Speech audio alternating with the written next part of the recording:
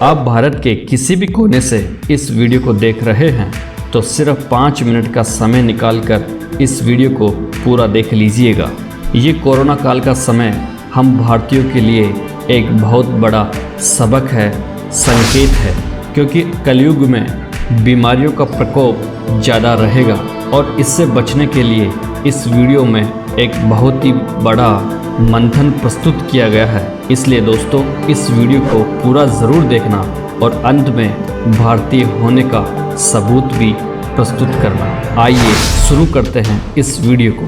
Corona काल का समय इंसान जाति के लिए अब तक का सबसे बड़ा विकट समय है। इस संसार में 84 लाख योनियां जीवन यापन कर रही है, परंतु मानव जाति पर ही कोरोना का विकट प्रभाव क्यों पड़ रहा है? क्या ये कोरोना काल इंसान के लिए एक सबक है? अगर ऐसा ही है तो भारत में ही इसका इतना प्रभाव क्यों? भारत को छोड़कर सभी देशों ने कोरोना से लगभग जंग जीत ली है, परंतु भारत क्यों नहीं जीत पा रहा है? विधि के विधान का घूमता हुआ चक्र क्या भारत पर ही प्रभाव डालेगा? इस देश ने पहले भी बड़ी बड़ी जानलेवा बीमारियों में काफ़ी लोगों को खोया है, परंतु ये एक ऐसा कालचक्र है जो बीमारी नहीं होने पर भी मार रहा है। महंगाई आसमान छू रही है, गरीबों का पेट सिकुड़ता जा रहा है। दोस्तों इस वीडियो में बताई गई बातों पर थोड़ा गौर कीजिएगा। आप ये तो जानते ही हैं भारत को विश्व गुरु का दर्जा प्राप्त है और ये कोरोना काल का समय हम भारतीयों को बहुत कुछ सिखाना चाहता है। अगर आप नोटिस करेंगे तो आपको भारतीय होने पर नाज नहीं शर्मिंदगी महसूस होगी। आप एक छोटी सी बात से समझिएगा, भारत के अलावा जितने भी देश हैं वो अपनी संस्कृति पर आज भी कायम है।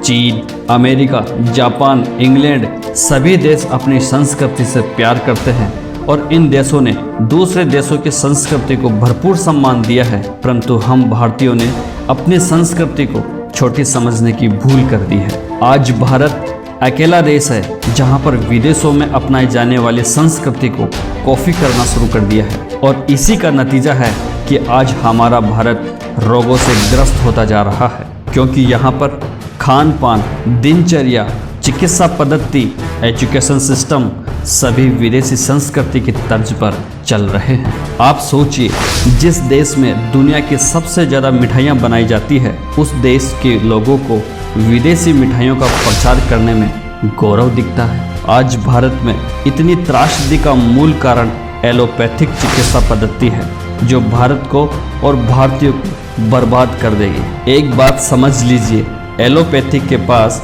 किसी भी मर्ज का कोई इलाज नहीं है। अगर इससे एक बीमारी ठीक होती है तो दूसरी बीमारी का खतरा बढ़ जाएगा और भारत की मिडिल क्लास जनता इसका खर्चा वहन नहीं कर पाएगी।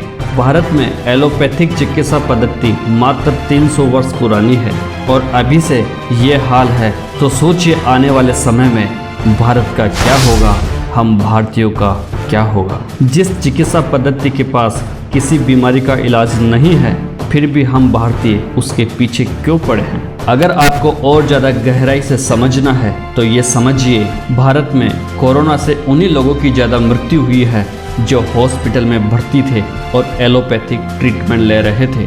जो व्यक्ति घर पे थे उनमें से 90% लोग आसानी से ठीक हो गए। अब आप सोचिए, जिस हॉस्पिटल में जाने के बाद मरीज की जान बचनी चाहिए, परंतु सबसे ज़्यादा मौतें हॉस्पिटल में ही हुई। हम भारतीयों को एक बात जरूर समझ लेनी चाहिए कि भारत की वर्षों नहीं सदियों पुरानी चिकित्सा पद्धति है आयुर्वेद। और मज़े की बात यह है, आयुर्वेद के पास हर मर्ज का इलाज है और इसके इस्तेमाल से साथ चल रही बीमारियां भी ठीक हो जाती है, ना कि दूसरी बढ़ती है। हम भारतीयों को एक बात आज समझ लेनी चाहिए कि कोरोना जैसी भयंकर बीमारियां आने वाले समय में और भी आ सकती है और इसी समय अगर आयुर्वेद चिकित्सा पद्धति को बढ़ावा नहीं दिया गया तो भारत में इससे भी विकट परिस्थितियां उत्पन्न हो सकती है। भारत जैसे इतनी जनसंख्या आबादी वाले देश को सिर्फ और सिर्फ आयुर्वेद ही ठीक कर सकता है। और किसी भी चिकित्सा पद्धति में ये शक्ति नहीं कि भारतीयों को स्वस्थ रख सके। इसलिए दोस्तों, हमारे भारत में आज से आयुर्वेद को बढ़ावा मिलना चाहिए, जो एक एक भारतीय की जान बचाने में सक्षम है। हमारे देश के एजुकेशन सिस्टम में आयुर्वेद की शिक्षा दी जानी चाहिए, ताकि एक एक बच्चा शुरू से ही निरोगी रहने की शिक्षा प्राप्त करे और देश को एलोपैथी जैसी घटिया चिकित्सा पद्धति से निजात दिला सके।